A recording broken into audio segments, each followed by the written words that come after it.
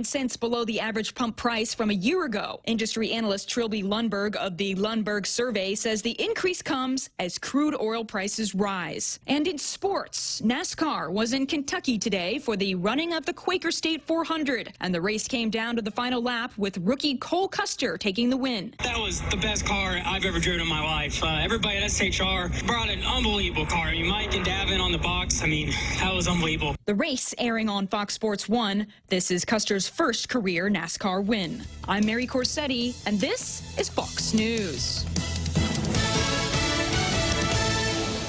You've got a job to do. Having the right equipment for the job is critical, and East West Rental has the exact tools you need. Get it done faster with the right stuff, whether it's landscaping tools, concrete tools, lifts, trucks, lights, generators, trench boxes, welders, tents, tables, and chairs. They're here to help you tackle any project you're working on, big or small. Open Monday to Saturday, 7 to 5, closed Sundays. Find what you're looking for at East West Rental Center in Upper Tumont, or call 646-1463.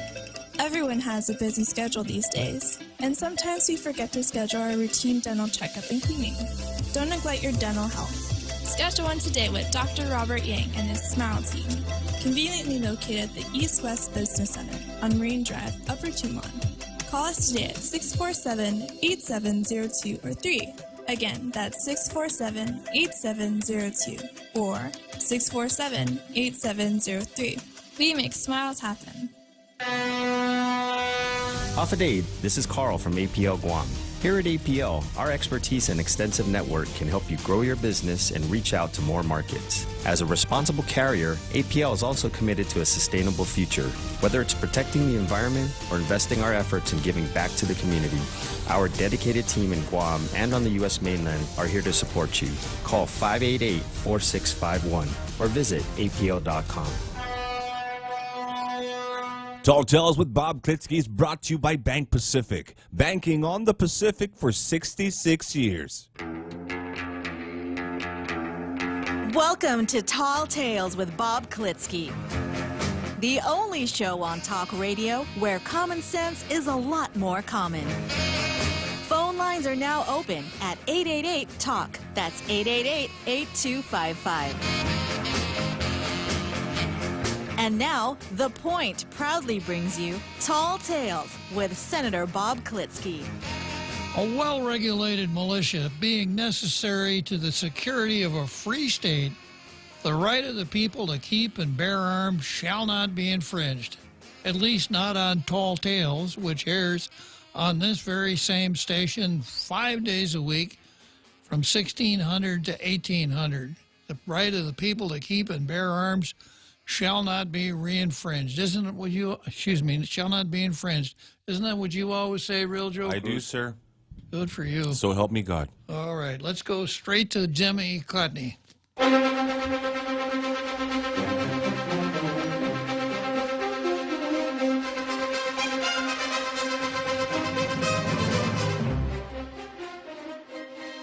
Kind of a lackluster Zemi Cotney today. Zemi Cotney is my backwards bilingual play on words, press the meat, which translates into meet the press. And as you longtime listeners know, it's my opportunity to evaluate the editorial offerings of our two daily newspapers, which is really only half a job because one of our daily newspapers never runs local editorials.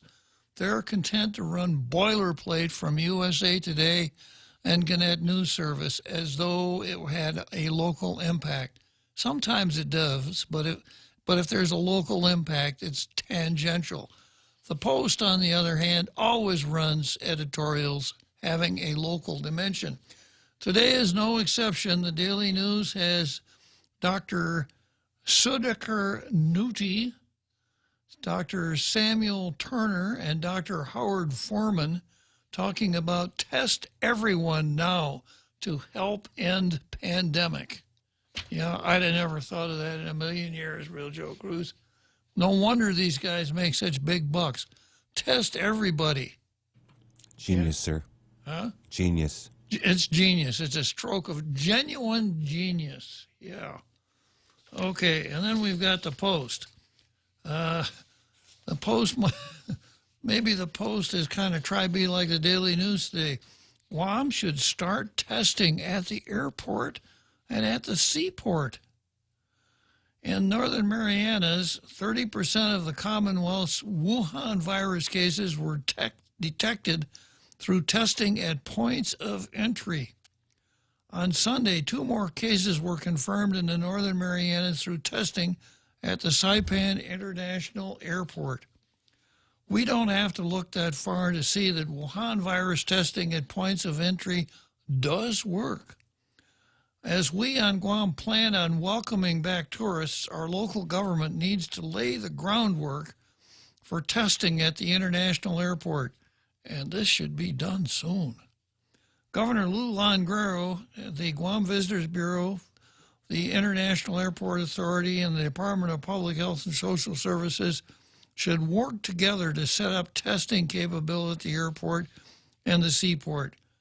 Guam has only 2 points of entry, and the bulk of the travelers will be coming in through our international airport. The challenges of setting up the screening are not insurmountable.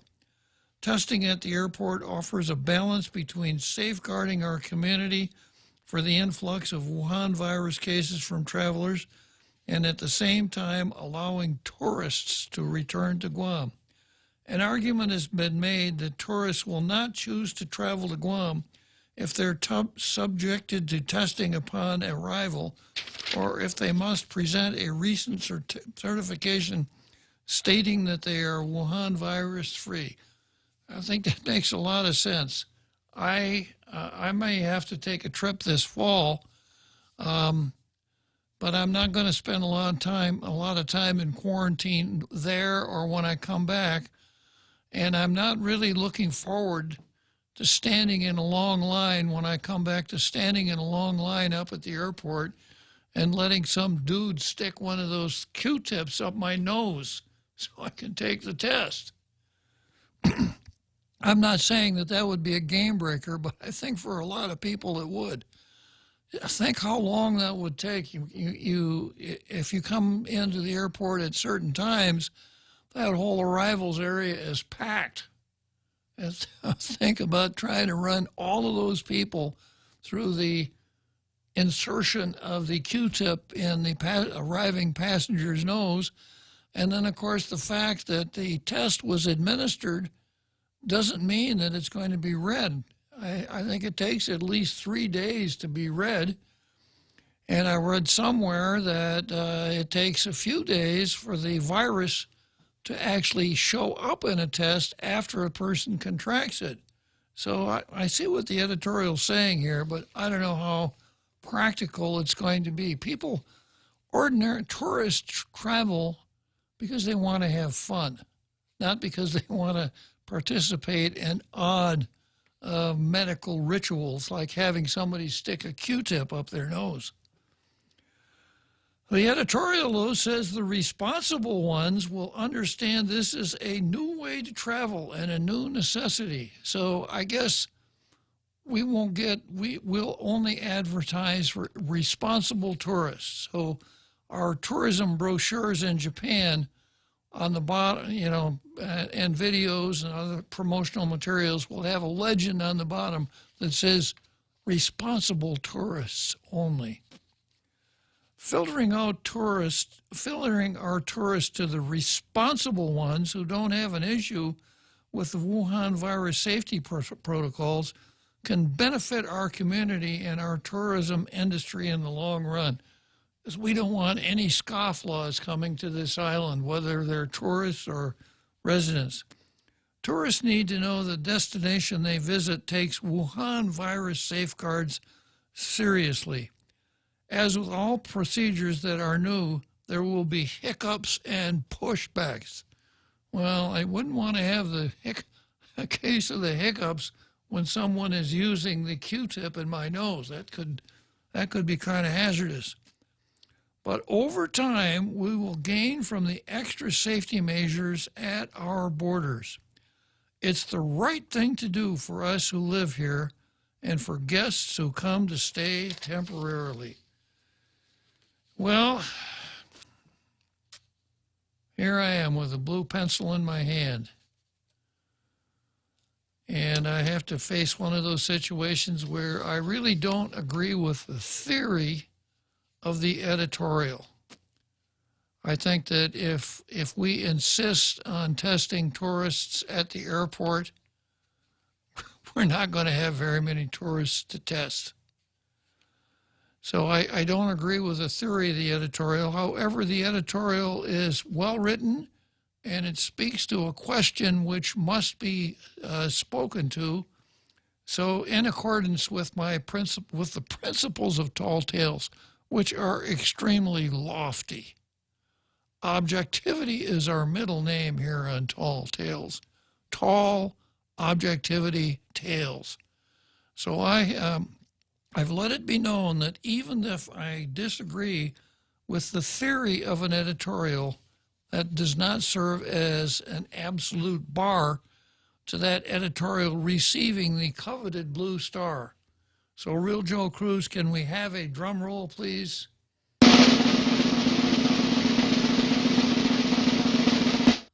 The Guam Daily Post.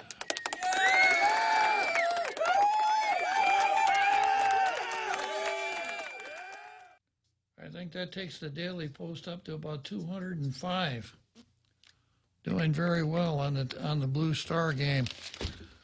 Okay, so let's take a look at the card and see what we have on the card for today. Of course, we start out with Troy versus Janela. And, boy, I'm way off on my count here today. I had a little trouble finding the card.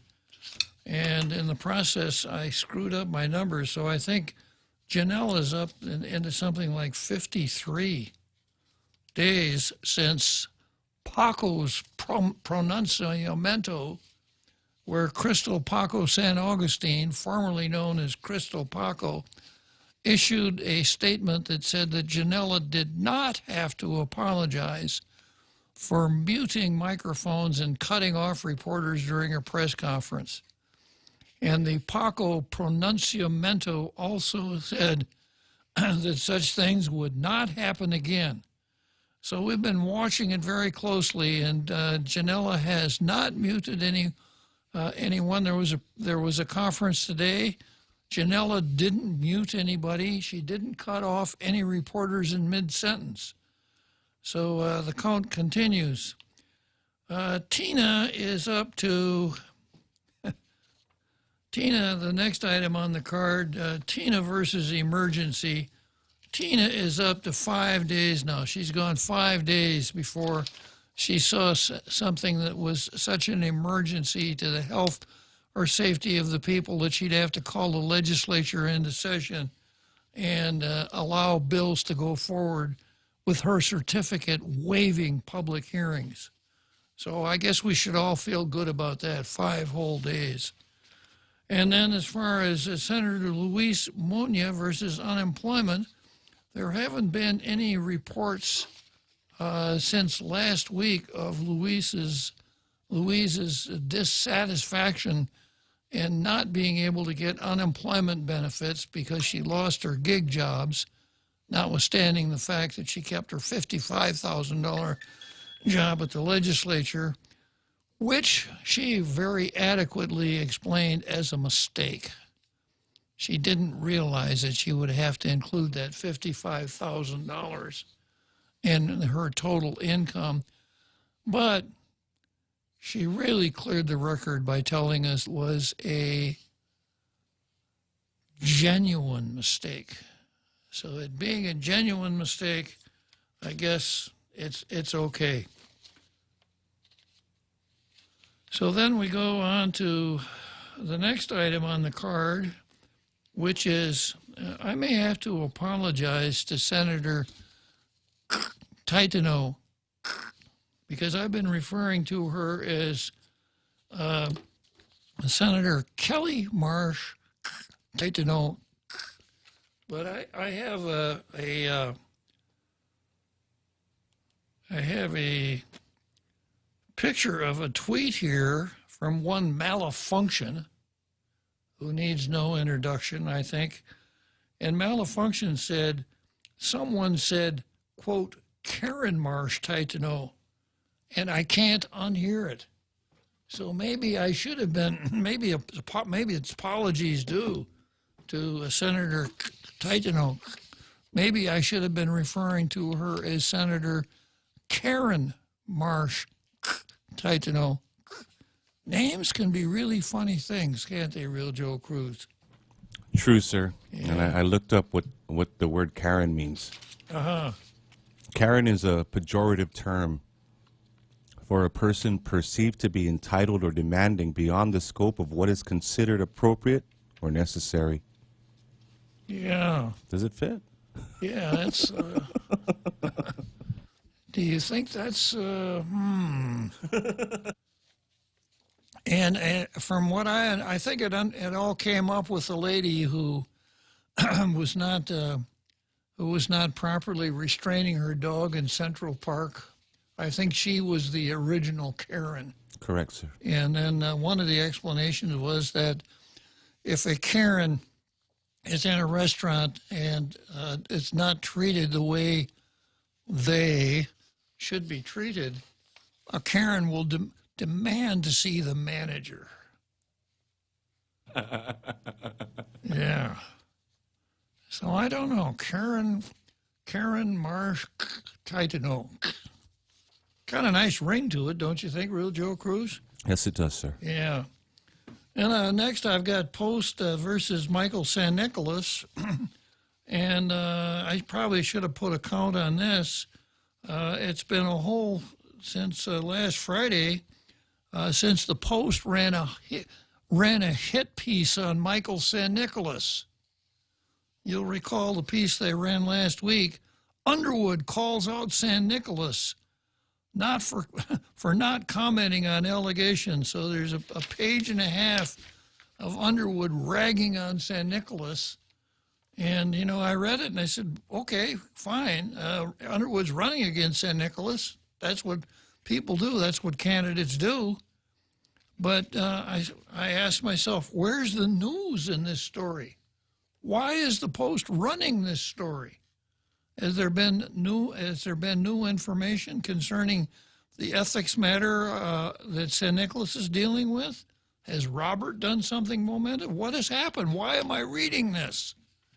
And when I got to the penultimate paragraph of the story, I found it. It says, a press release from Underwood's campaign also notes that San Nicolas said he was advised not to speak on the issue. So in other words, the Underwood campaign sends a press release to the Post. The Post does not say,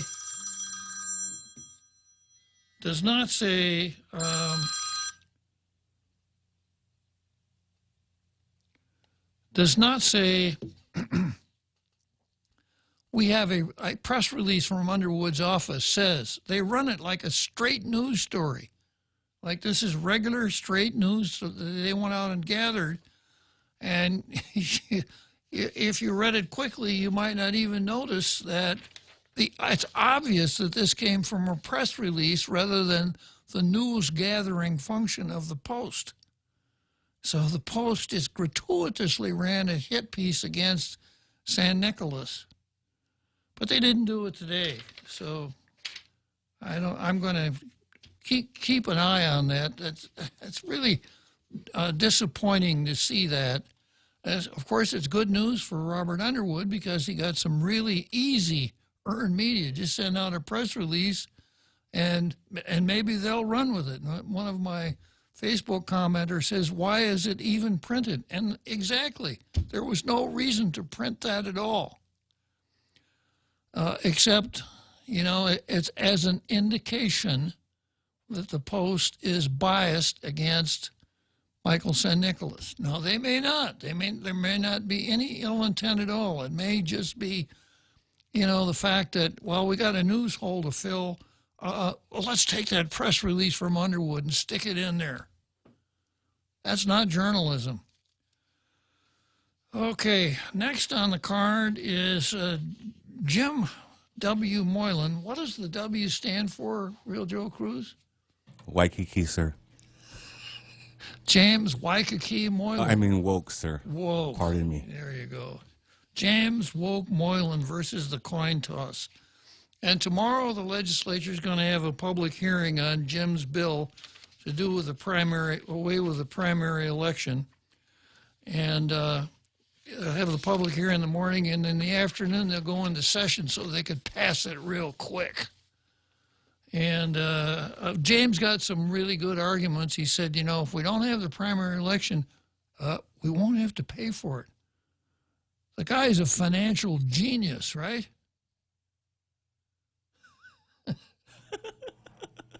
If we don't have we will save a lot of money because we won't have to spend money on the primary election. And then he also says, you know, if we don't have the primary election, people won't have to come to the polls and run that Wuhan virus risk. So, you know, my approach is, why not do this? I think I told Jim this when he called in the other day. Why don't we just flip coins with respect to the Washington rep election, which is the only one that's contested? Why don't we just give Maria Pangilinan a silver dollar and let the representatives from the campaigns call it? So she flips the coin, and and the Underwood representative says heads. Well, he goes to the general, and then she flips it again, and the San Nicolas representative says tails, and it's tails. So he goes to the general election, and poor old Castro doesn't go at all. And I pointed out that this has the same advantages that Jim's doing away with the primary. It's fair. You can't cheat on a coin toss. You won't have to spend any money on it, and a lot of people won't be exposed to the virus. Now, of course, Real Joe Cruz should be honking his horn here as I'm explaining all of this stuff about why a coin toss is just as good as a primary election. Right, Real Joe Cruz? There you go, yeah. Because the point I want to make is that once we've decided who the candidates are and we've made the list up, we should never start tampering with how we're going to conduct the election. Because it looks like someone is trying to game the system to help one candidate or another. So in this particular election, if there is no primary and both Democrats, Robert Underwood and Michael San Nicolas, go to the general election ballot, it obviously helps Will Castro, the Republican, because it splits the Democrat vote. Now, the guy who sits over there in that lazy boy chair who knows all the answers said, well, it won't make any difference. Castro doesn't have a chance anyhow. That may be true. But the point is this: these are not the kind of conversations that we should have when we're going into an election.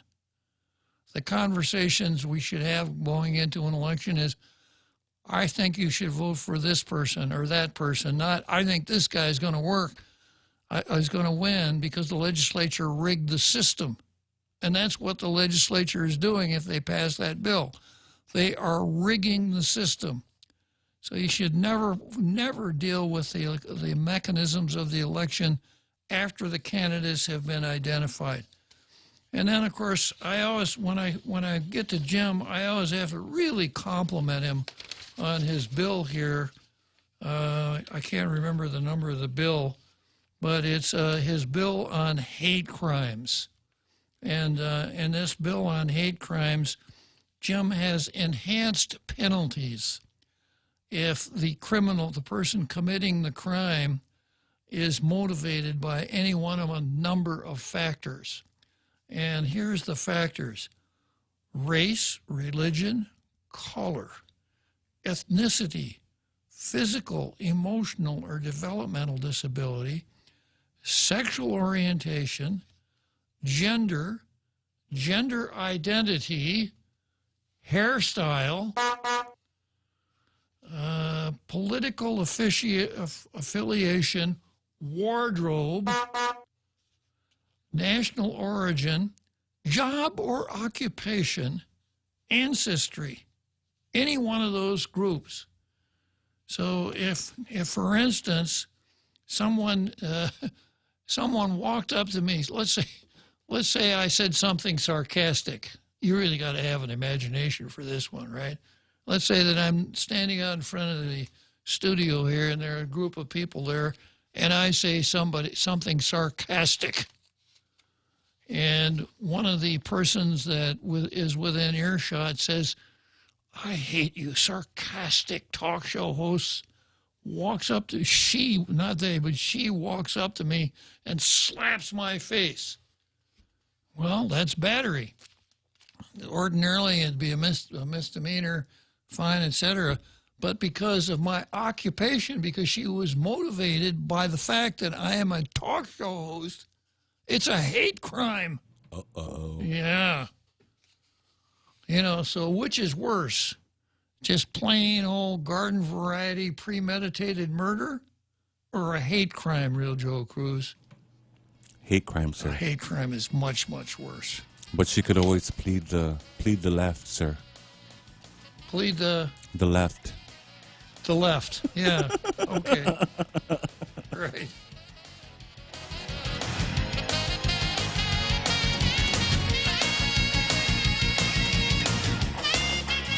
The Extra Point with Jerry Roberts of Guam Training. Hi, I'm Jerry Roberts, and every day on The Ray Gibson Show, I get to comment on the incredibly diverse, fun, challenging, sometimes frustrating, often exciting, but always interesting world of work. I hope you'll be there with us. You can find daily transcripts of The Extra Point at guamtraining.com. Tune in every weekday morning at 7:20 for The Extra Point with Jerry Roberts. Brought to you by Guahan Insurance Services and First Hawaiian Bank on 93.3 The Point. Subway restaurants across the island are open and serving delicious subs made fresh. They're taking extra measures by regularly disinfecting and sanitizing, along with markers for distancing. Bring home their family takeout special. Get a free footlong when you buy two. Subway, make it what you want.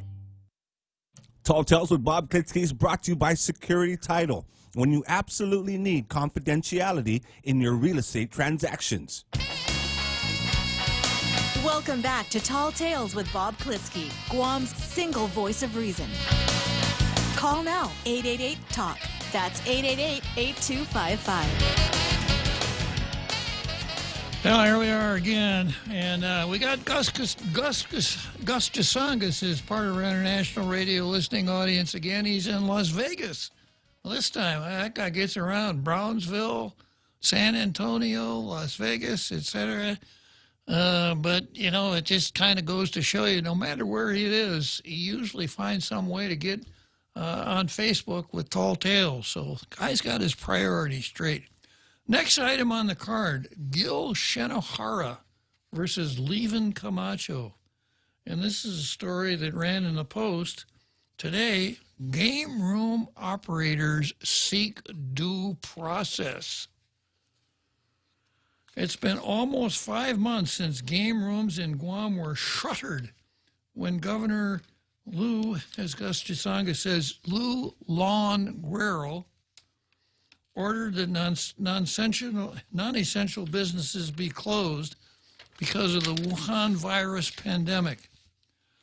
The amusement industry, as operators prefer to call it, the amusement industry, is a $30 million a year industry and is the second highest taxed industry on Guam aside from tobacco.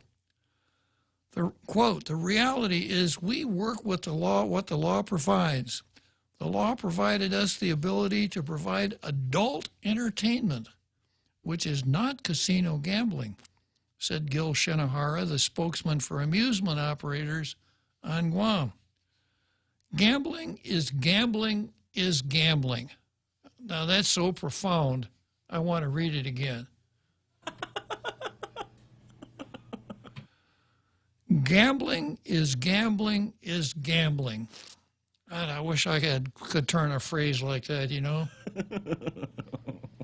Gambling is gambling is gambling, but there is a distinction, and all our business has been in conformance with what is prescribed in Guam law.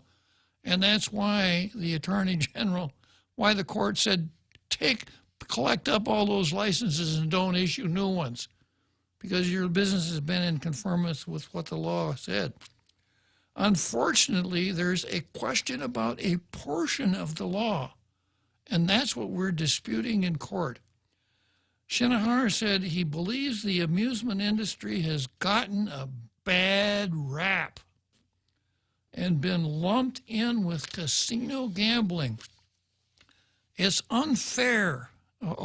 Here we go. It's unfair to say that people voted against gambling. Shinohara told the Post on Friday. They voted against casino gambling. I think that clarity needs to be made. The statement being made is that gambling in totality has been frowned upon by the people of Guam. And the reality is, every time there has been an initiative relative to gambling, it was a specific type of gambling. It was casino gambling, not the type of gambling that exists in our game rooms. Last week, the Department of Revenue and Taxation confirmed, and I think the Director of Revenue and Taxation also confirmed, Real Joe Cruz.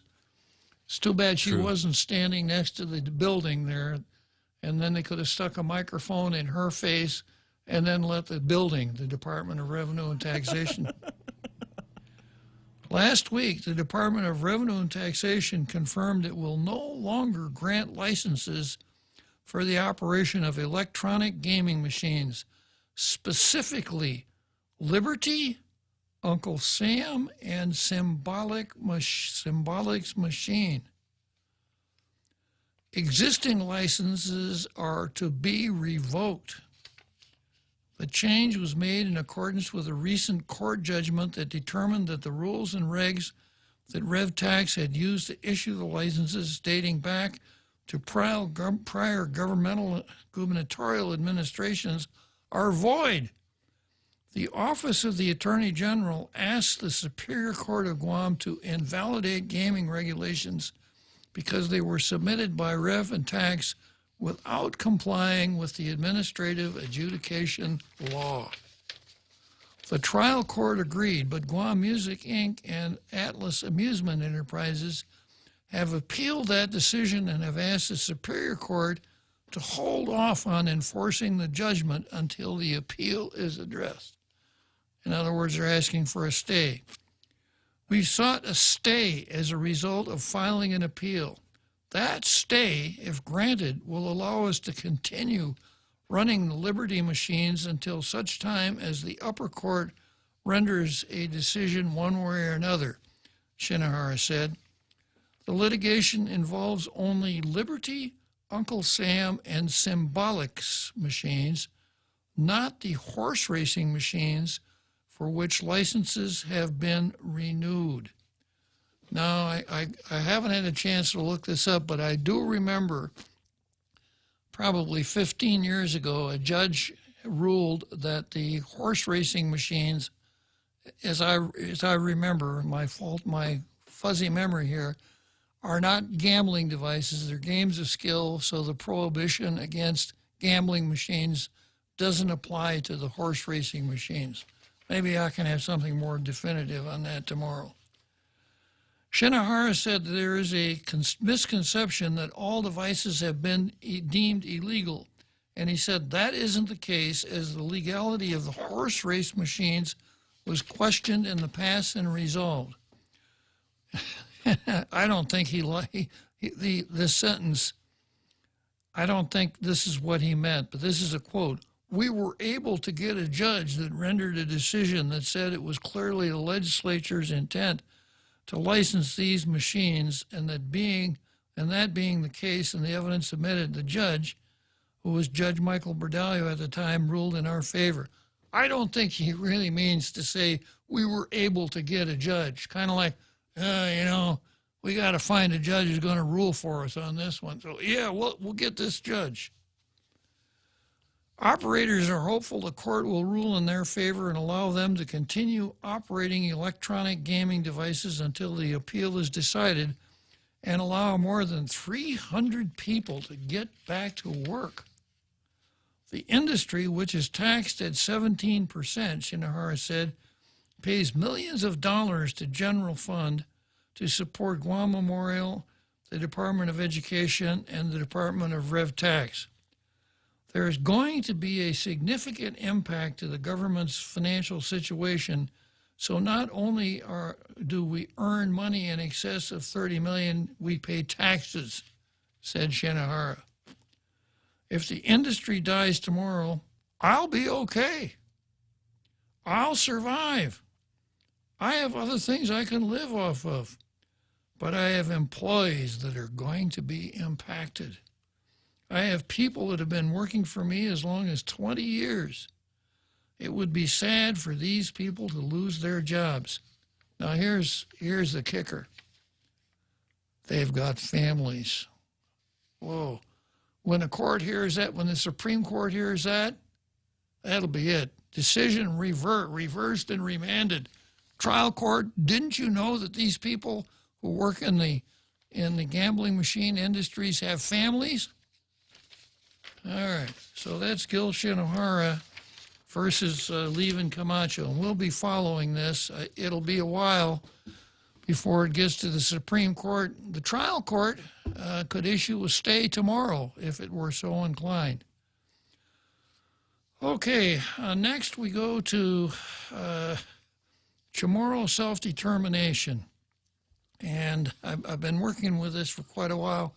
I have a video that I wanted to show today, but I wasn't able to crack the technology. I have a video of one of the prime movers in the separatist movement chatting with a citizen as to what she thinks is appropriate with respect to the separatist movement and people on the island who are not Chamorros with respect to their interest in that particular subject. Now, I hope to have that available for tomorrow. Let's see, Friday, I spent some time on decolonization, and there's one thing that I covered that I think is important enough to repeat. Whenever someone comes along and with a piece that attempts to be persuasive, for instance, not to be feared, Chamorro self-determination and the decolonization, don't be afraid of those two things. Persuading people in a particular direction. Well, anyone who's trying to persuade someone else, one of the key questions is credibility. What is that person's credibility? And then the other thing is, what is the credibility of the story that that person wants to tell you? So as an example, let's say you're at a used car lot and you want to buy a used car, and you chat with a salesman a little bit, and he says, I think I've got just exactly what you need right over here. This car over here has been carefully maintained. It won't give you any trouble at all. Let's get inside. So you grab the door handle and you open the door, and the door comes off the car. What does the salesman say? You know what the salesman says, Real Joe Cruz? What, sir? Oops. He says, I don't know how that happened. This car has been really carefully maintained. Would you like to drive it around the block? Well, I'm not too crazy about driving a car that doesn't have a door, but I guess we'll give it a try. So you get in, and you turn the key, and the car doesn't start. Salesman says, whoa, gee, that's amazing. It started this morning. So, this could be the greatest car in the world, but you're going to say, I don't think so. This doesn't add up very well.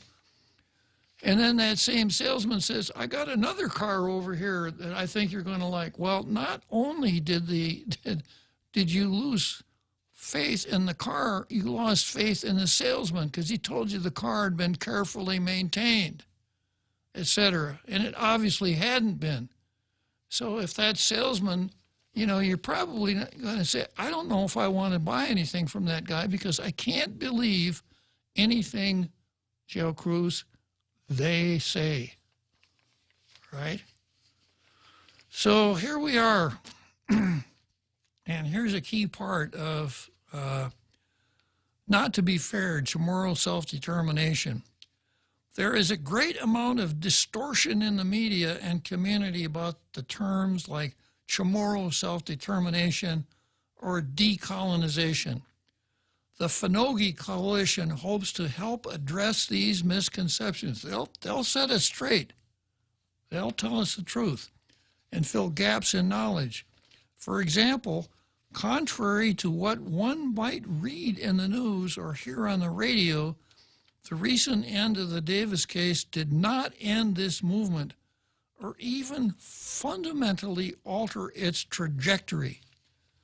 In fact, while the Ninth Circuit Court did affirm the local district court's ruling on the Davis case, it also took great pains to clarify that their decision, that's the Ninth Circuit's decision, did not speak to whether or not it was appropriate to seek justice or some resolution to the long-standing issues that have impacted the Chamorro people. So you read that and say, wow, that's really something. The Ninth Circuit was talking about the Chamorro people and long-standing injustices and, you know, how it's okay to go ahead and pursue those things. Well, I guess the Finogi Coalition hadn't thought that anyone would actually get out the Ninth Circuit opinion and read it, which is, of course, exactly what I did. And here's the one sentence in the decision that addresses that particular thing. It says, our decision makes no judgment about whether Guam's targeted interest in self-determination or its indigenous people is genuine or compelling. Quite a difference between that and it took great pains to clarify that their decision did not speak to whether or not it was appropriate to seek justice or some resolution to the long-standing issues that have impacted the Chamorro people. So if they're not going to be straightforward on this, you know, are you going to buy a car from them? And I've also spent a fair amount of time talking about Laura Souter and her rap on the 4th of July. And again, it's stunning.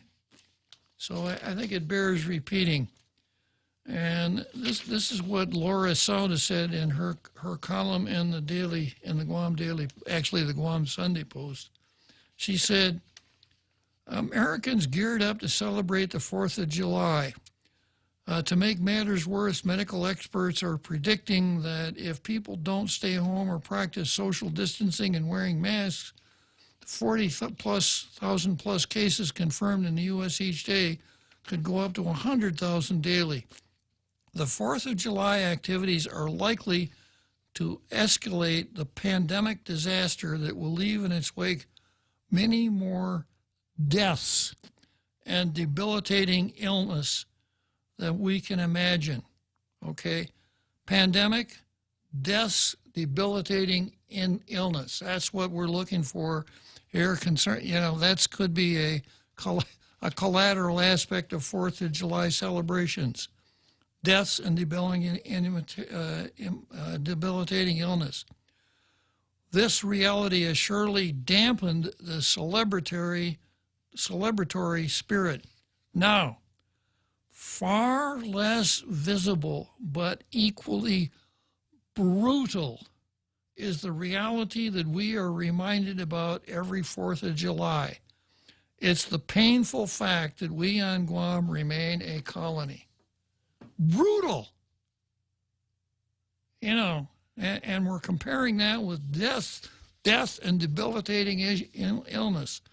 So the brutal fact, the brutal reality that Guam is a colony is equated with multiple deaths and debilitating illness. I don't think I want to buy a car from her either. Okay, so there is a whole cluster of articles in this series here. Here's another really good one. This is Tina Rose Munya Barnes versus the Unwoke. And this deals with the District of Columbia. And this is from an article that ran in the Post. Resolution supports statehood for District of Columbia. Speaker Tina Munya Barnes on June 29, introduced a resolution supporting statehood for the District of Columbia. Whatever happened to the resolution that Tina introduced supporting statehood for Guam? I think I kind of lost track of that. Maybe she never submitted one. Okay, let's take a short break here and we'll come right back to the District of Columbia.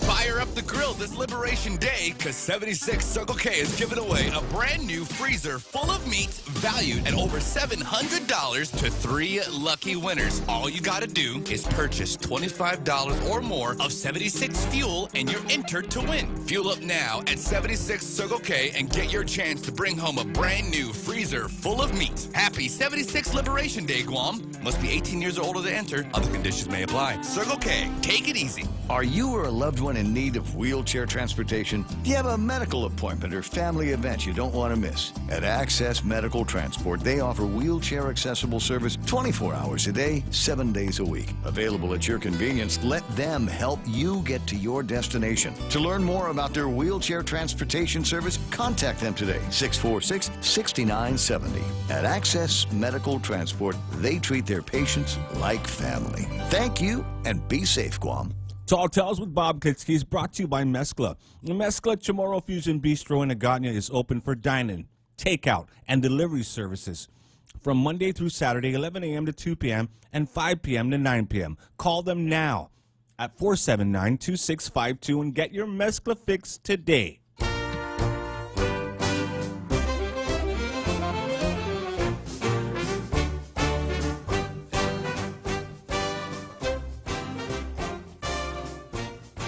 So here we are back in the District of Columbia. Speaker Tina Rose Munya Barnes on June 29 introduced a resolution supporting statehood for the District of Columbia. Resolution 335 supports the plight of the District of Columbia, the epicenter of the U.S. government in becoming the 51st state. A press release from her office states, well, at least they told us at the beginning of the story. Its 700,000 resident population do not have equal representation in Congress.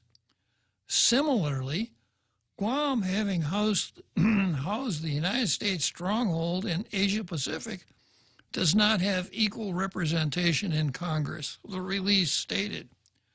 Earlier this year, Guam joined the District of Columbia in becoming a conditional member of the Unrepresented Nations and Peoples Organization. Through the advocacy of D.C. Senator Paul Strauss, that this article says is a Democrat from the District of Columbia. So how does the District of Columbia have a senator if they don't have representation in Congress?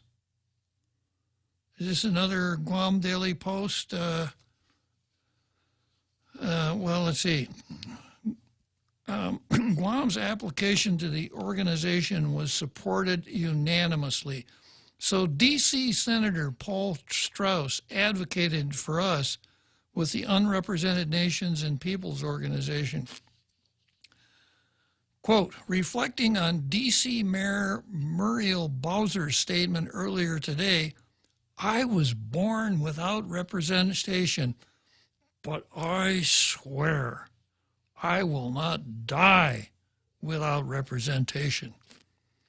Together we will achieve D.C. statehood, and when we do, We will look back on this day and remember all who stood with us on the right side of history. Now, that's so important, this phrase, the right side of history. It's really important to know to be on the right side of history. I am proud to stand by my fellow Americans and eager to stand on the right side of history. Guam and D.C. share a lot in common, and we are stronger together, the speaker said. So Tina Rose Munya Barnes wants to stand on the right side of history also. Senator Strauss added, the fact that every part of the United States with a population, now here's the key.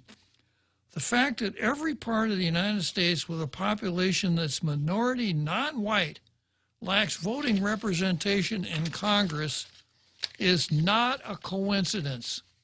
Here we go again, identity politics.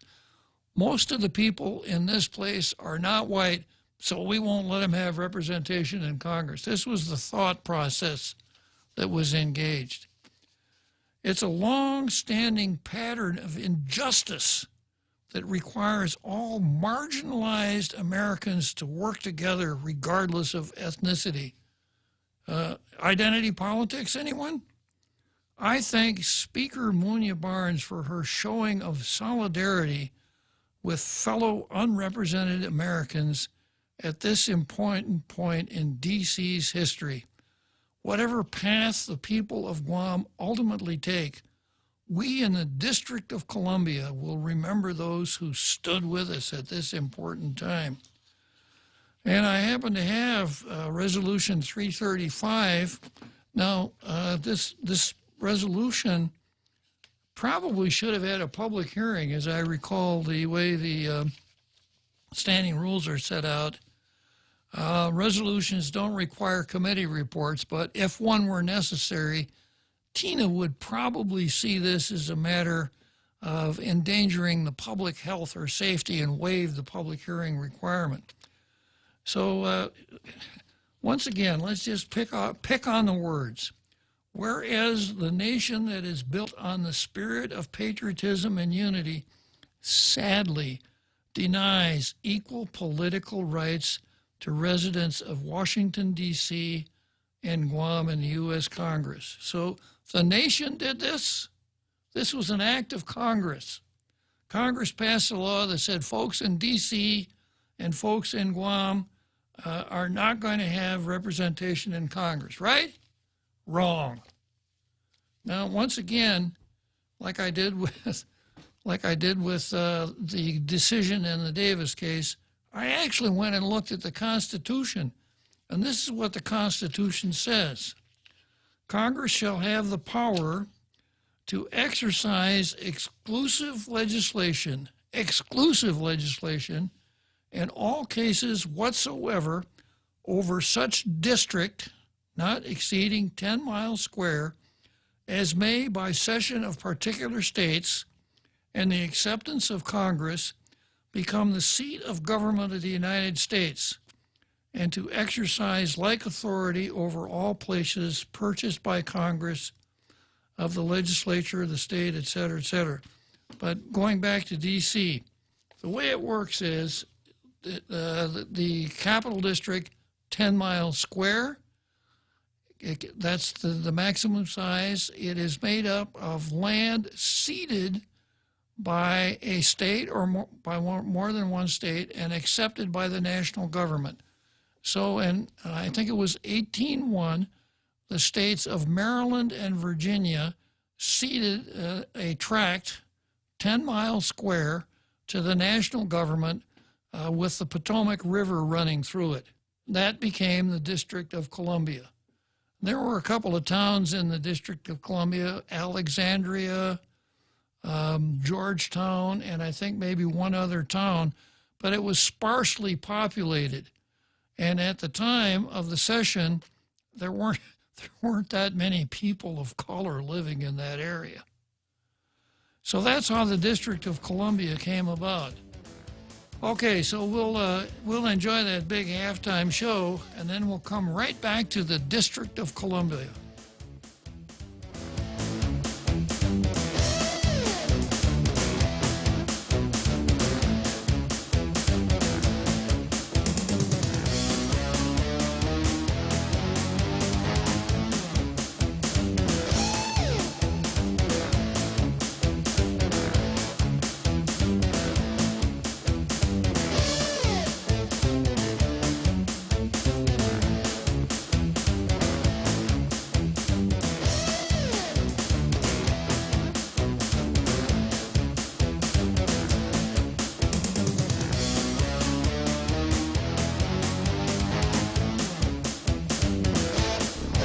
The Point is KUSG, Hagåtña, Guam, 93.3 FM and 104.3 HD3.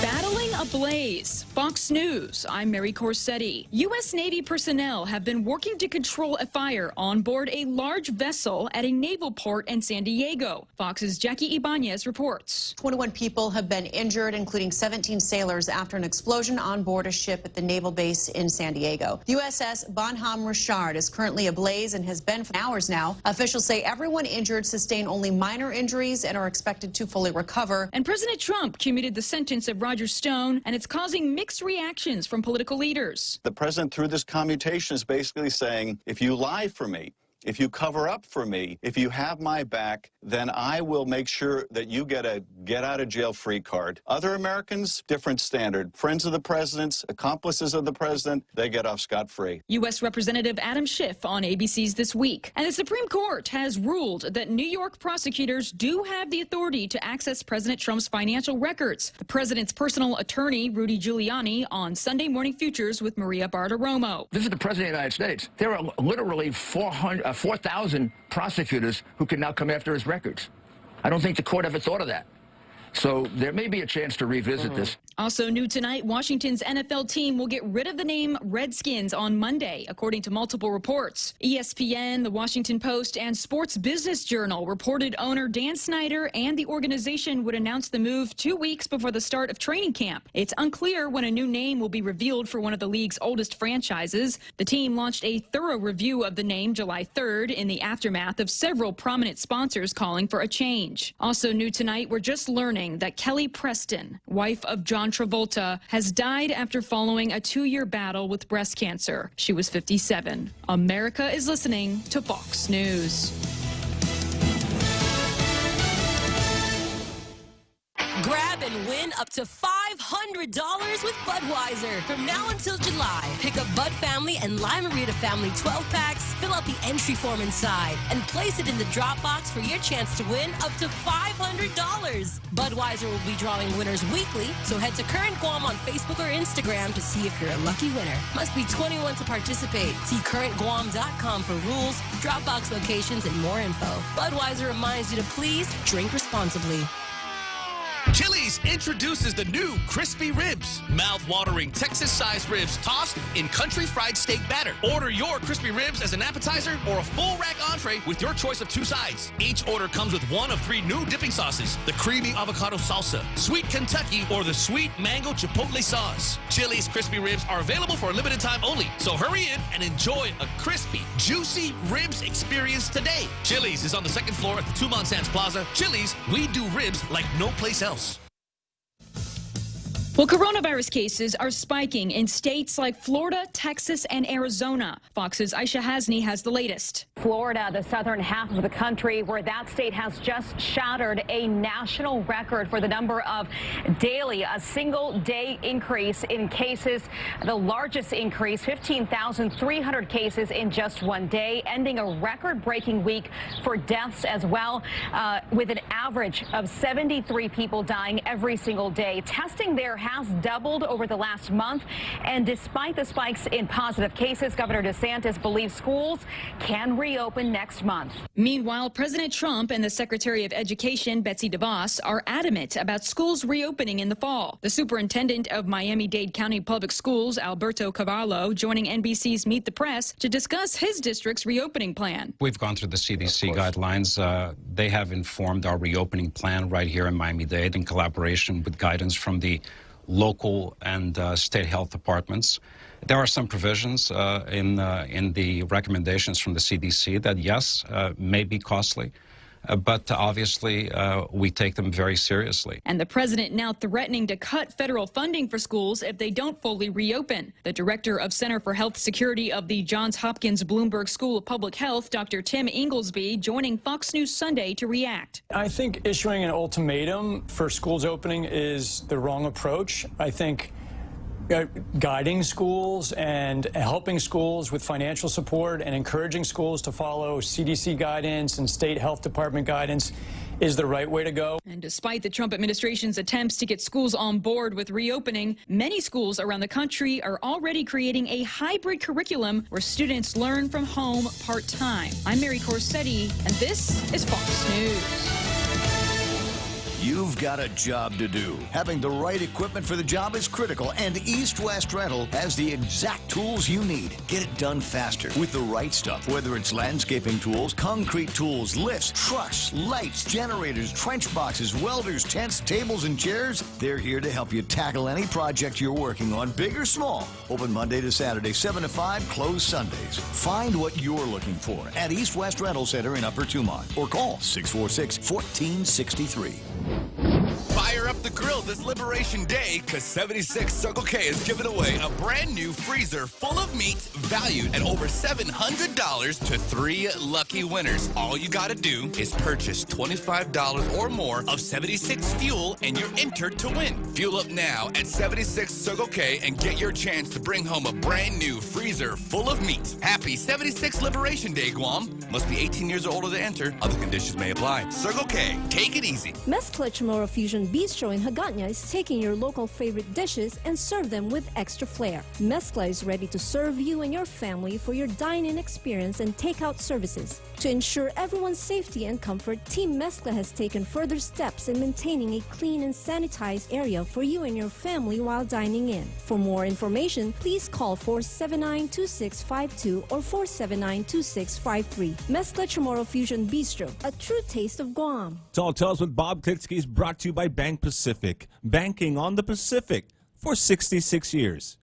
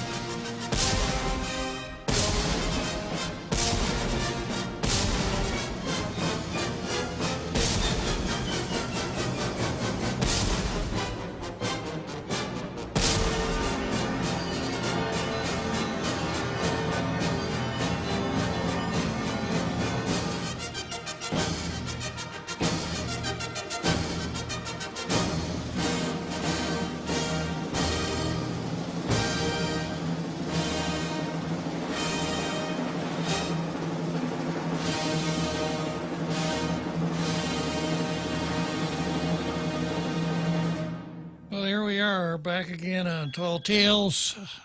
Took a break for that beautiful parade that we have every day at 5 o'clock, the marching bands, the cheerleaders, the drill team, and that barrage of cannon fire at the end. We finished that, and now we're heading back for the District of Columbia, but I'm going to make a short stop on the way because I peeked at the Facebook posts during the halftime show, and Maria Fagetgood posted one that makes a lot of sense, so I'm going to take the time and read it. I have to bend over and get close to it because the font is so small. But this is what Maria Fagetgood said in response to my reading about Laura Sauter, and Laura Sauter's talking about the brutality of Guam being a colony. Here's what Maria says. Where is the brutality? The First Amendment allows everyone on this island to speak out about whatever they want. We can protest peacefully. We can criticize our government without fear of someone snatching us out of our beds in the middle of the night. We can live our lives however we want. We can come and go from our island whenever and wherever we want. There are people from other countries who have to get permission from their country's government just to have a baby. So what again is the brutality? Proud to be an American citizen. Thank you very much. And then Maria also goes on to say in her next post, just because an individual or groups of individuals don't see eye to eye with the government doesn't mean brutality. And that's exactly the point. That is such a strong, heavy-duty word to use. Following up use of the words death and serious disabilities and then say equally as brutal. You know, as though life in the colony of Guam is brutality personified. So once again, I'm not going to buy a car from that lady because obviously she has a very loose grip on reality. Okay, so let's go back to, now we're back to the District of Columbia, and Tina Rose Munya Barnes wants to be on the right side of history. So she has introduced a resolution in favor of statehood for the District of Columbia, which I'm going to tell you right up front is a dumb idea, and you'll see why by the time I'm finished. Okay, so Tina's resolution says, whereas the nation that is built on the spirit of patriotism and unity sadly denies equal political rights to the residents of Washington, D.C., and Guam in the U.S. Congress. And I showed you that the reason that people who live in Guam and the District of Columbia don't have political rights in Congress is a function of the United States Constitution, which was freely adopted by the states of Maryland and Virginia. And I pointed out the Constitution said that the District of Columbia, 10 square miles, made up of the cession of one or more states of land to the federal government. In 1801, Maryland and Virginia ceded 10 square miles to the United States government on the Potomac, with the Potomac River running through it. That became the District of Columbia. For quite some time, the laws of Maryland applied north of the Potomac, the laws of Virginia south of the Potomac. That is the state laws. But people who lived in the District of Columbia didn't live in Maryland, so they couldn't vote in Maryland. They didn't live in Virginia, so they couldn't vote in Virginia. That was the design of the District of Columbia. Now I can even tell you why the founders decided they needed to have that 10 square miles of District of Columbia that would not be the part of a state. And here it is. In June, the capital of the United States at one time was in Philadelphia. In June 1783, mutinous soldiers, angry because they had not been paid, besieged Congress in the State House in Philadelphia. Without its own police force, Congress had to ask the Pennsylvania Executive Council to call out the state militia. To Congress's mortification, the council refused. Although the soldiers refrained from molesting any of its members, Congress nevertheless felt compelled to leave the state and convened for several weeks at Princeton, New Jersey. This incident led Congressman Benjamin Hawkins to move that a committee be appointed to consider and define the jurisdiction proper to be established by Congress within the bounds of the district that may be allotted to them by the state in which they may choose to fix their permanent residence. So Congress created the committee, and there's some pretty good history behind this. And the committee decided, yeah, that's what we're going to do. We're going to create this district, 10 square miles. Maryland and Virginia ceded land to create the district. And since the district is not a state, and everybody who listens to Tall Tales knows that political rights in the United States are creatures of state law. Civil rights may be creatures of federal law in some regards, but political rights are a matter of state law. So because the District of Columbia was not a state, no political rights. In the beginning, they didn't have anything that even resembled home rule. They only got something that looked like home rule finally in 1963.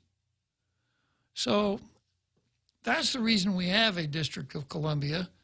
And I think if we compare what happened back in 1783 with what's happening right now, history is repeating itself.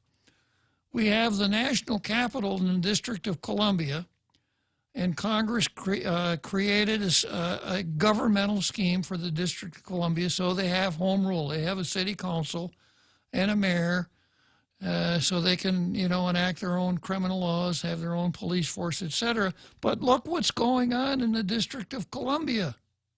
They're actually fighting with the national government, with President Trump. Now, it doesn't matter, if you stop to think about it, it doesn't matter who's right or who's wrong.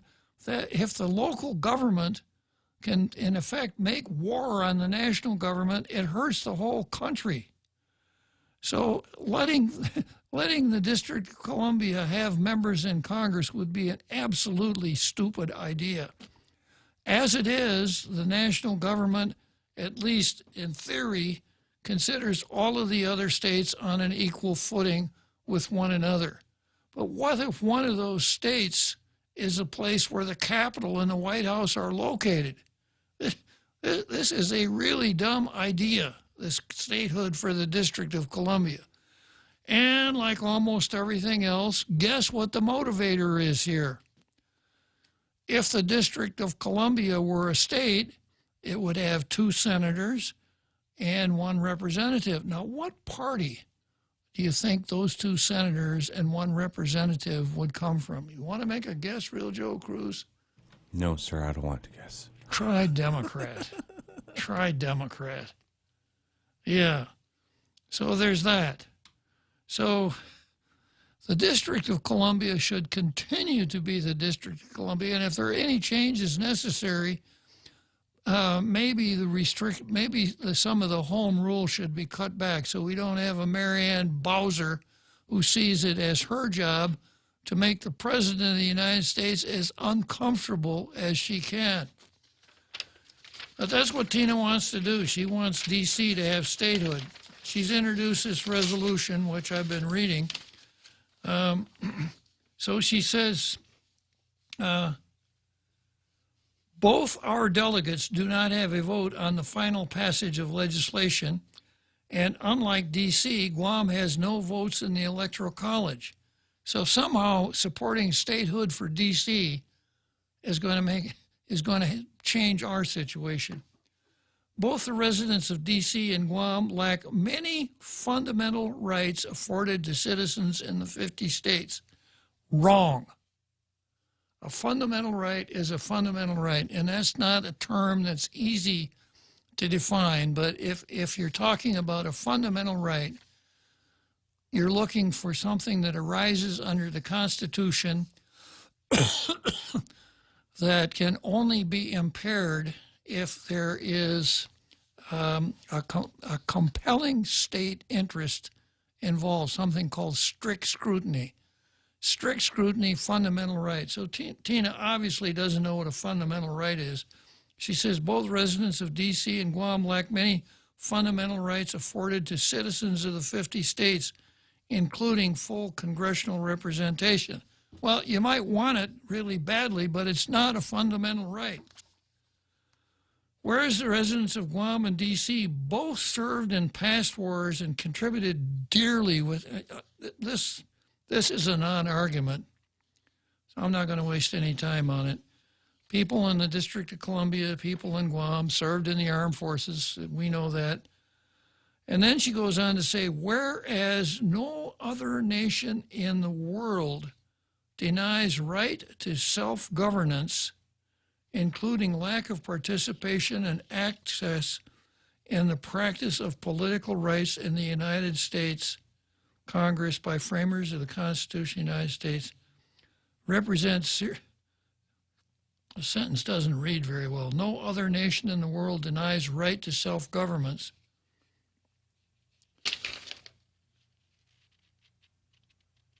Yeah, no other nation in the world denies right to self-governance. You know, like the Democratic People's Republic of Korea, a lot of self-governance there. Iran, a lot of self-governance there. Saudi Arabia, no other nation in the world denies the right to self-governance. I'd say it's probably not most, but certainly many governments in the world deny the right to self-government because they're dictatorships. And then she cites the United States Congress by the framers of the Constitution, Article 2 of the United Nations Uniform Declaration of Human Rights. Unlike Guam, the residents of D.C. pay more in total federal taxes than residents in 22 other states, but have no say over how those dollars are spent. And this has been a fundamental grievance of the District of Columbia. District of Columbia politicians have said, if you're not going to let us if we're not going to have representation in Congress, at least give us as good a deal as Guam's got. Guam is a non-voting delegate in the United States Congress and pays no taxes to the United States government treasury. Although the people of Guam has yet to decide on a political status, D.C. residents affirm their desire to become a state, and 86% of voters supported statehood. She goes on to say, whereas we exist in a so-called democracy,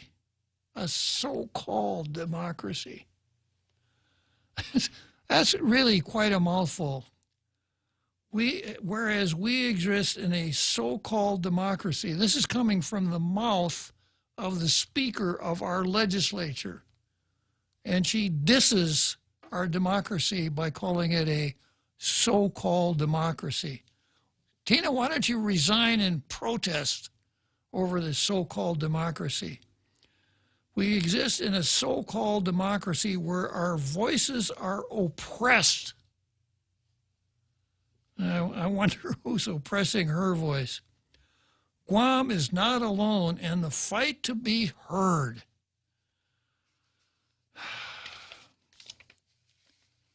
It's just amazing some of the stuff that some of our politicians can come up with. And then she wants to transmit this to the Honorable Nancy Pelosi, Mitch McConnell, Eleanor Holmes, Snow White, three of the dwarfs, the three bears, and then the Honorable Paul Strauss, shadow senator, United States Senate. So Paul Strauss is a shadow senator. So I've read about this. The District of Columbia elects 2 senators in their elections, kind of like we vote for the president. And of course, they're not seated in the Senate, but they issue press releases and try to act like senators. But that went over the head of the person who wrote this Post article, because in the article is D.C. Senator Paul Strauss. It's amazing that someone can write a story about the District of Columbia not having representation in Congress and then talk in terms of D.C. Senator Paul Strauss. So what we have here is we have a speaker who doesn't know what she's doing and a reporter who doesn't know what she's doing. And neither one of them particularly understands how the Constitution and the United States government functions. And by the way, one more thing on the District of Columbia. In 1842, it was decided that the national government didn't need the part of the district on the south side of the Potomac River. So they retroceded it back to Virginia. So, for instance, the Pentagon, before 1842, would have been in the District of Columbia. So it's like so many other things. If you're going to opine on it, you ought to take some effort to know what it is you're talking about. Okay, I've got another article here, or another item on the calendar. This is Karen. I have a little hard time reminding her name myself. No. Karen Marsh Titano versus the USMC. And this ran in the Daily News. And Karen says, it's just an injustice all around. There's so much injustice here. About 70 people lined the sidewalk leading to a military base in Dedido Friday, and that's where that video that I'm talking about comes from, protesting the construction going on behind the nearby gates. Indigenous rights activists and supporters gathered off of Route 3, where a U.S. Marine Corps base, Camp Bloss, is being built. At issue, said Maria Hernandez, is the activity going on behind the fence. Now, Maria Hernandez is very active in this Proteji Latexian movement. And guess where she works, Real Joe Cruz? For Senator Karen Titano. She works for Senator Karen Titano. Surprise, surprise. Surprise, surprise. So that's why I captioned this Karen versus USMC.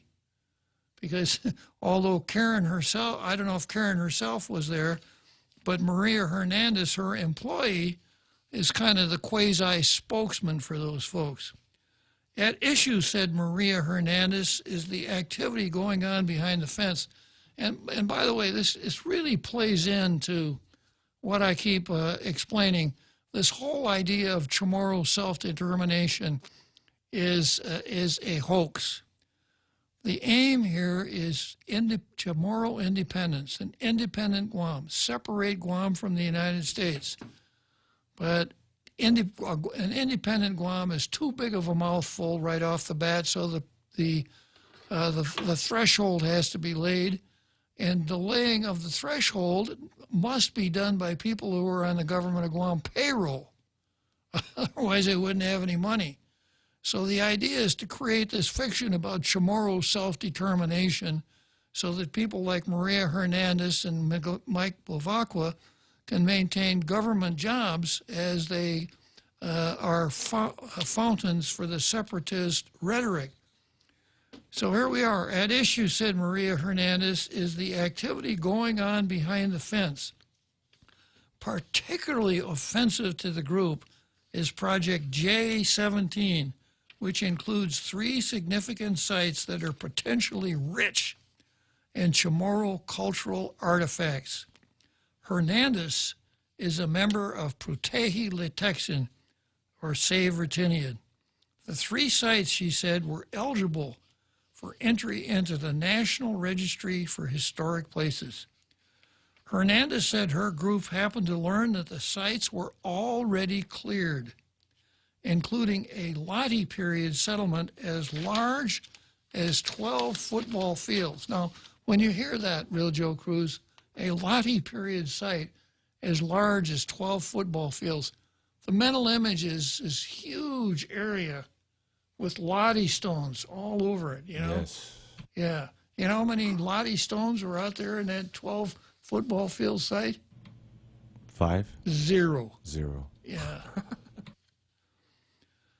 Only after it was already cleared did the public have a chance to comment on the project. I think a lot of times when people think of build-up projects and artifacts, they think that little pottery shards are being cleared. Pottery shards are also significant to us because we can learn a lot from them. So maybe instead of giving the kids books in school, maybe we should give them a fruit jar full of pottery shards. Pottery shards are also significant to us because we can learn a lot from them. But on a site as large as 12 football fields, it's just an injustice all around. We have always called for the preservation of our sites.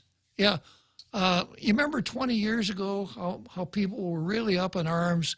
They wanted to go out and examine the sites at the NCS, Real Joe Cruz. You remember that? Yes, sir, I do. Yeah, you got a better memory than I do because I don't remember it. And I think the reason I don't remember is because it never happened. It's that old thing. It's the same old thing. Do you know how to determine if a site or a location on Guam is sacred? As soon as the military wants it, then you know it's sacred. Let's see. Hernandez said that clearing the land before receiving public input contradicts a United Nations declaration.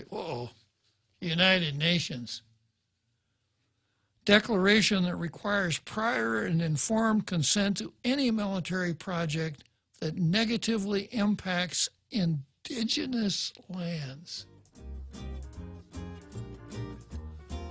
Okay, we got the seventh inning stretch coming up, and then we'll return to Camp Bloss.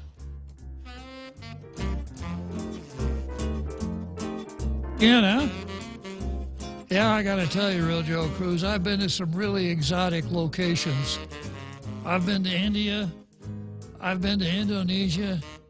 Hell, I've even been to Indiana. The Extra Point with Jerry Roberts of Guam Training. Hi, I'm Jerry Roberts, and every day on The Ray Gibson Show, I get to comment on the incredibly diverse, fun, challenging, sometimes frustrating, often exciting, but always interesting world of work. I hope you'll be there with us. You can find daily transcripts of The Extra Point at GuamTraining.com. Tune in every weekday morning at 7:20 for The Extra Point with Jerry Roberts. Brought to you by Guahan Insurance Services and First Hawaiian Bank on 93.3 The Point. Are you fed up with those long bank lines? Do you wish you had a bank who gave you faster service? Well, by enrolling in Bank Pacific's new mobile app, you don't even need to wait in line. But even if you do want to come down in person, we're more than happy to see your smiling face, as long as you have a mask. Because our service is so good, we don't believe in lines. Because for 66 years, we've been making sure you get the service you deserve. Because where others place branches, we place roots. And we're rooting for you. Member FDIC.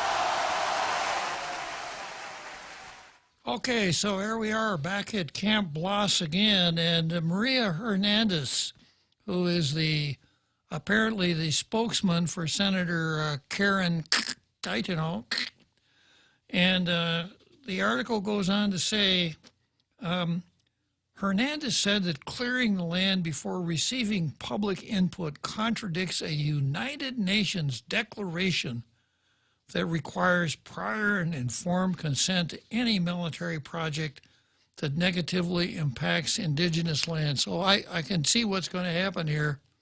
What's going to happen is one day we're going to wake up and we're going to see those powder blue tanks with the letters UN on the front rolling down the road to take over that whole Camp Bloss area, violating a UN declaration. Boy, that's really, really serious. Hernandez goes on to say, speaking out now could save future sites from desecration. The military has said that artifacts found during the construction will be turned over to the Environmental Division of the Marine Corps Base Camp Bloss, where they will be kept until they are turned over to the Guam Cultural Repository at the university. But the groups want the architects to be studied where they are. Otherwise, it's not going to hold up construction. All right, we got a caller here. I got Frenchie on line one. I'll bet you Frenchie's really upset about this disturbing. Furious. Yeah, really upset about disturbing these artifacts out there at the Camp Bloss, right, Frenchie? Yeah. I'm very amused by all that. It's like a discrimination. When you don't really have discrimination, you need to invent it, and this is what the separatists are doing. They're inventing things, you know. They invented the dance by stealing from the Hawaiian, the Polynesian, and the Filipinos back in the 70s, if I'm correct. Right? 80s. 80s. Yeah. And then they stole the seashell from the Hawaiians to make it look even more believable. And then the grass skirts, you know, it's pretty pathetic. But this is basically, you know, I know a lot about pro-independence movement. As a Catalan, we have a very large pro-independence movement in Catalonia. And we even have an independent country that's Catalan. But it's quite amazing how every time you have a separatist movement, you have political activists trying to gear it towards where they want, which is usually a pretty radical leftist agenda. So, and that's true in Catalonia, and it's true here. The only difference is that the Catalans have a language spoken by 15 million people. They got famous artists, musicians, painters, architects, and everything that gives them a little more reason to believe in their own independence, even though we've been colonized by the Phoenicians, the Greeks, the Carthaginians, the Romans, the Visigoths, the Arabs, the Spaniards, and the French. So, you know, we know all about colonialism, but you have to be smart about things and see what's best for your people. And, you know, if you listen to the Ayatollahs at the UOG, you know, everybody's going to have to go back to grass skirts and start fishing and doing home gardening, because they don't have alternatives. You know, they have a class right now at the UOG trying to about self-sufficient economy, but it's a bunch of malarkey. I mean, if you look at it, there is nothing really well thought of. They're trying, you know, they're getting federal funds. So that's the whole irony. You know, they're getting federal funds from the federal government. They have people that they all work for the state government or the federal government, and they are pushing for independence. So you have to think about what's in it for them. You know, they might think they might arrive to their goal within 30 or 50 years. But I think in the meantime, they have developed a nice little racket, you know. Every year they go to the legislature and they ask for free money to go travel, to go do exhibits and lectures and so on. They are getting it also from the Ministry of the Interior, from the U.S. Interior Ministry, and sometimes from the Agricultural Ministry. And I think in all of this, as usual, there are a lot of well-meaning people that are kind of nostalgic about a past that never existed. And so they're creating their own mythology, except it's based on nothing. You know, to have a mythology, you need to have at least some kind of semblance of logic in your mythology. You know, the Greeks have their own mythology, the Arabs have their own mythology, a lot of European countries have their own mythology. You know, I live in French Polynesia. The Polynesians have a very strong mythology, but Chamorros have nothing. You know, Chamorros are what the Spanish called, sometimes not in very flattering term, mestizos. You know, métis, mixed breed. I don't think you would be hard pressed to find a dozen real Chamorro on Guam. Most of them are either part German, part Spanish, part Japanese, part Chinese. There is very few real Chamorros. So what is the determination then to decide who is a real Chamorro and who is going to benefit from their utopian society? You know, so it's amused and irritated at the same time, because you know they try to write a script of something that never existed, and then they twist and turn the history over its own head to try to make it sound like the U.S. is a big-bagged wolf that's stopping Guam from doing anything. The only thing that's stopping Guam from doing anything is its own leaders, who are inept and corrupt. That's about it. Now, so you have the godfather of independence. Underwood is running. He's running for another good salary. Like if he didn't get any from UOG or his 10 years at the House of Representatives, because that's a nice package for retirement, medical. It's a life, even if you have only one term, it's a life benefits paid by Uncle Sam and their taxpayers. So those people are just,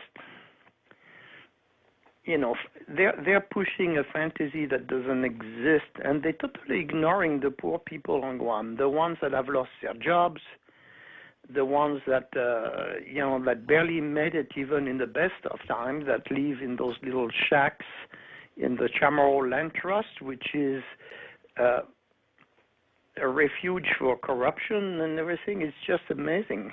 And then they come and lecture everybody else on how bad Uncle Sam is. So that's all what I had to say on that. That was a mouthful, Frenchie.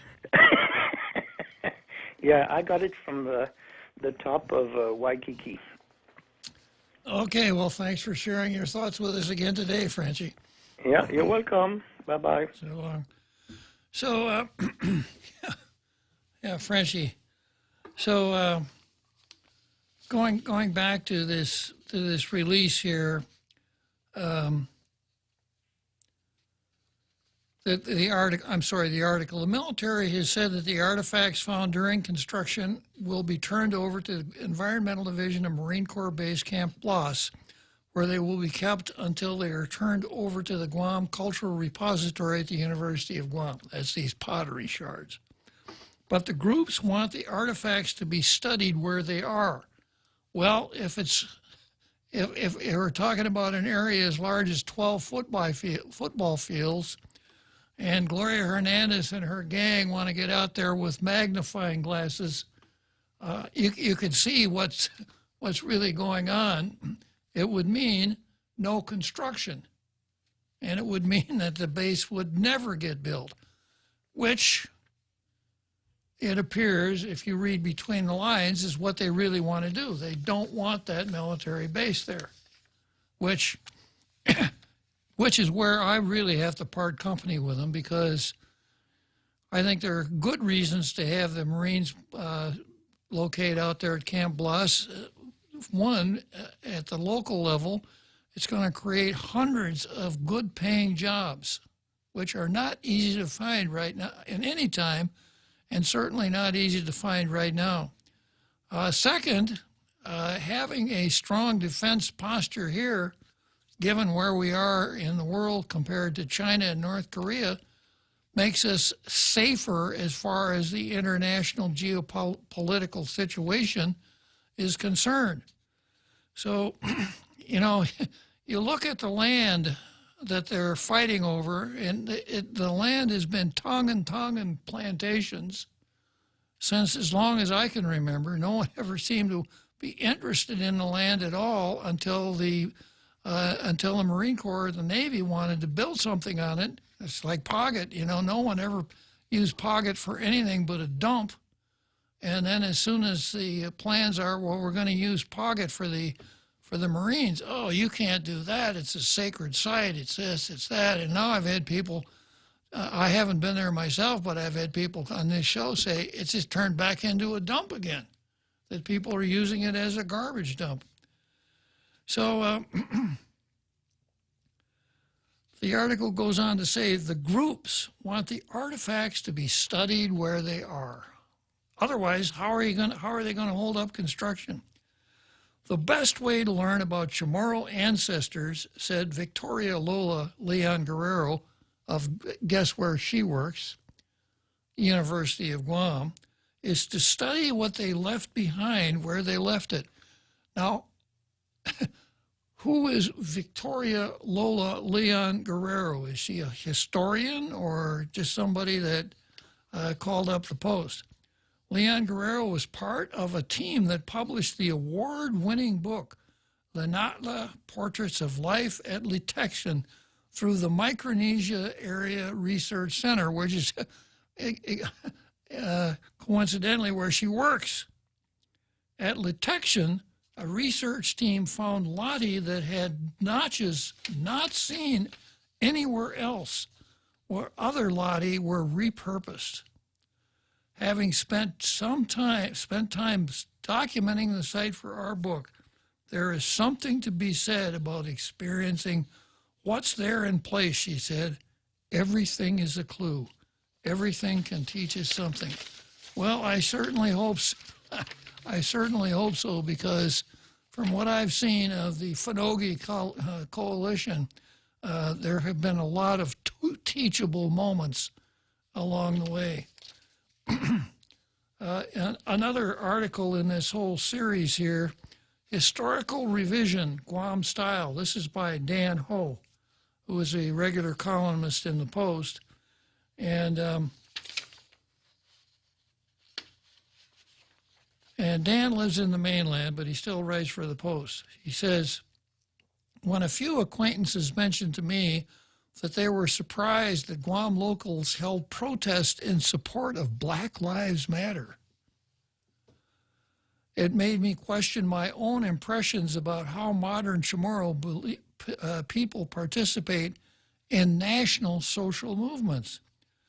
This reflection revealed many things that I hadn't considered about how I've personally evolved as an American citizen. Let me clarify this. I have always believed and felt that being born in Guam distanced me in some degree from fully experiencing citizenship.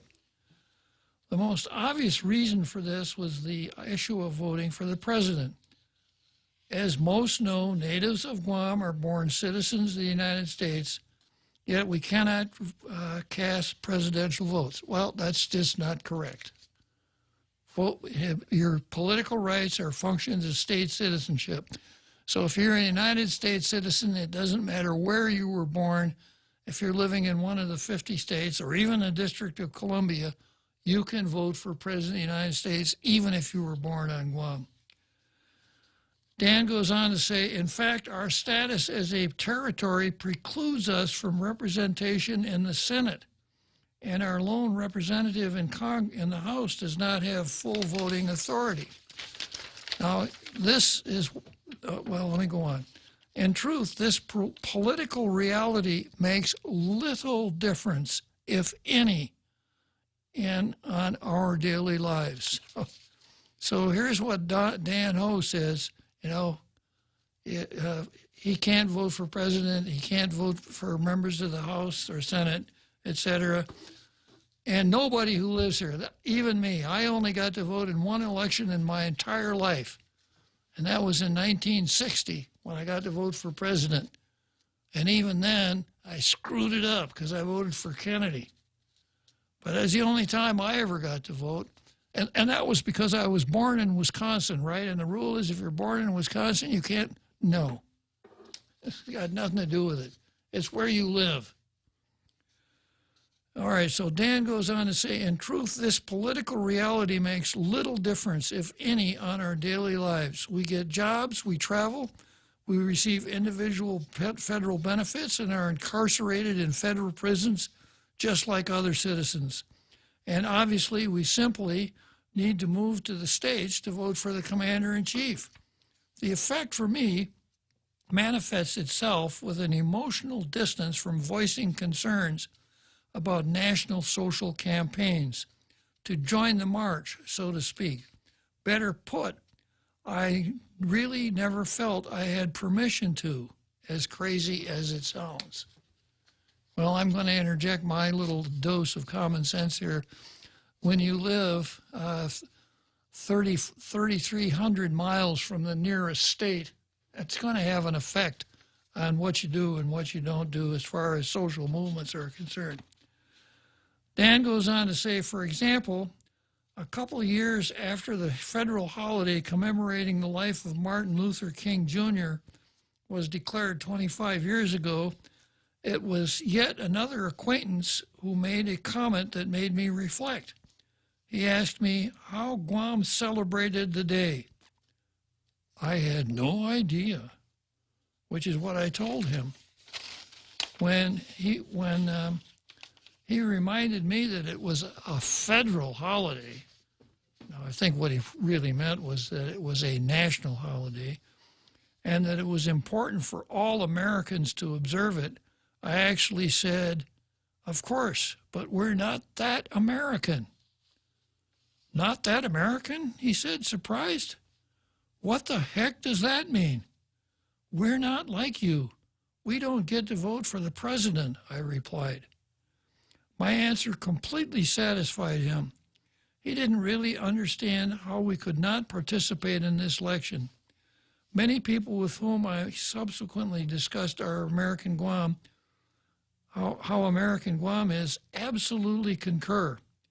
Since then, younger islanders have more freely embraced and feel more a sense of belonging to the larger American social context.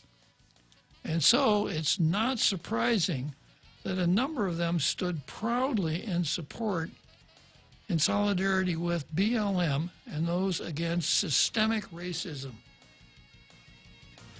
Okay, I got a lot to say about that last paragraph. Down the home stretch. Fire up the grill this Liberation Day, because 76 Circle K is giving away a brand new freezer full of meats valued at over $700 to 3 lucky winners. All you got to do is purchase $25 or more of 76 fuel and you're entered to win. Fuel up now at 76 Circle K and get your chance to bring home a brand new freezer full of meat. Happy 76 Liberation Day, Guam. Must be 18 years or older to enter. Other conditions may apply. Circle K, take it easy. Subway restaurants across the island are open and serving delicious subs made fresh. They're taking extra measures by regularly disinfecting and sanitizing, along with markers for distancing. Bring home their family takeout special. Get a free footlong when you buy 2. Subway, make it what you want. Tall Tales with Bob Klitzkie is brought to you by Bank Pacific, banking on the Pacific for 66 years.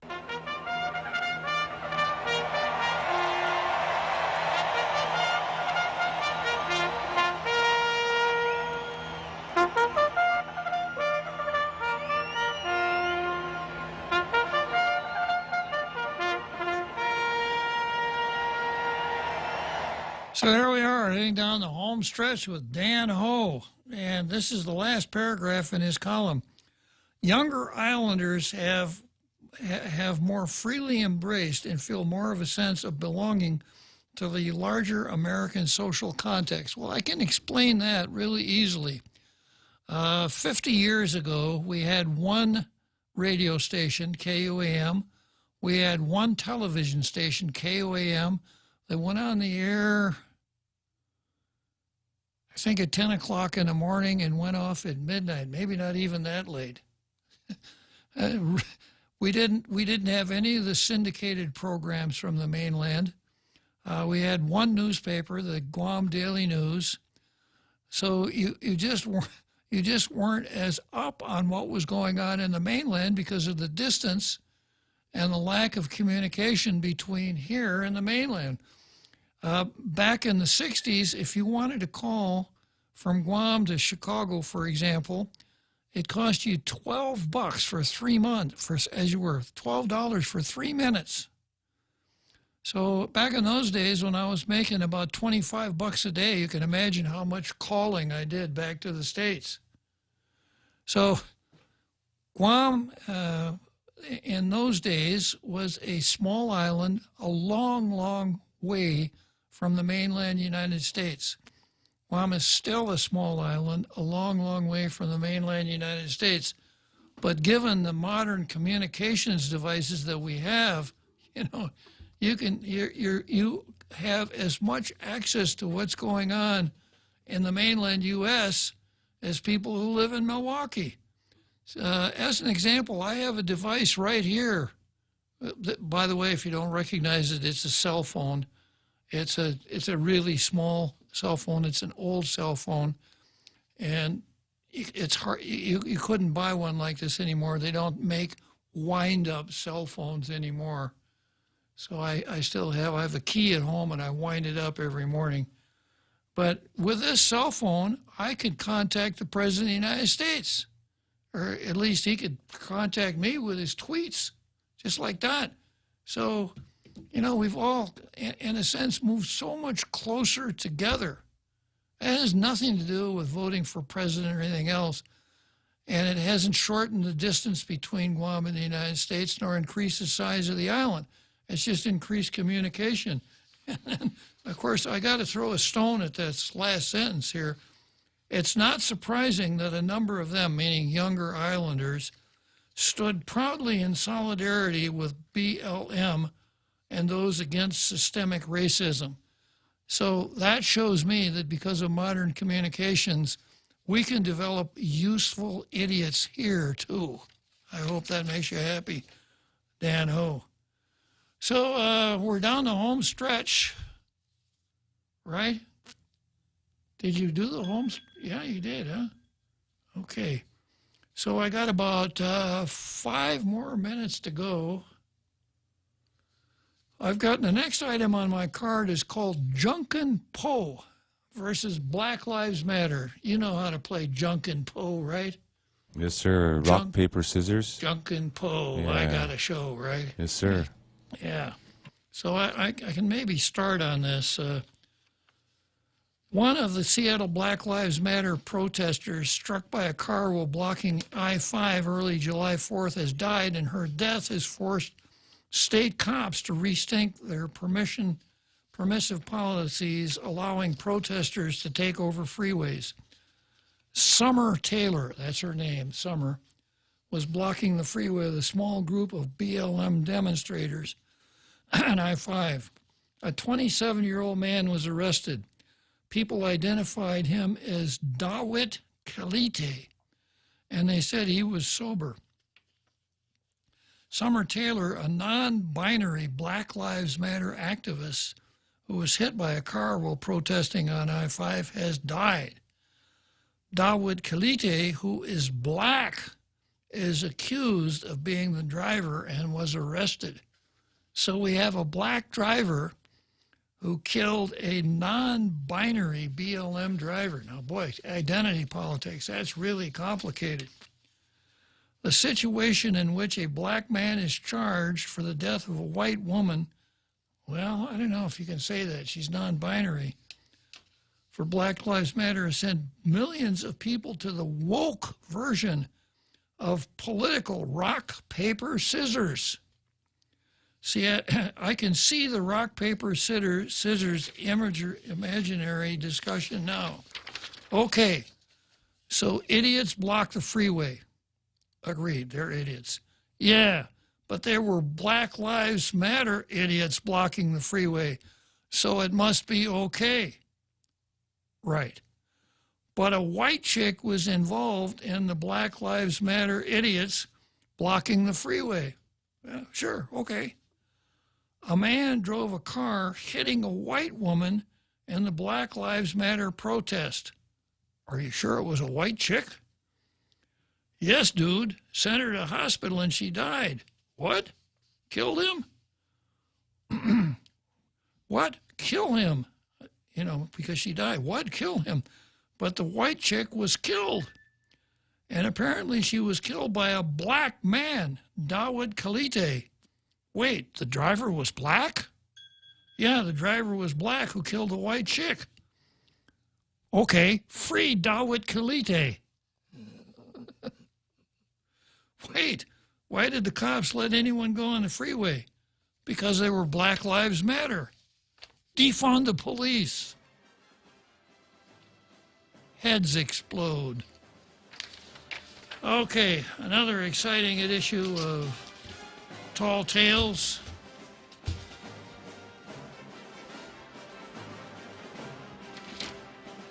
Comes to an end. The Real Joe Cruz and I will be back tomorrow with more Tall Tales. See you then.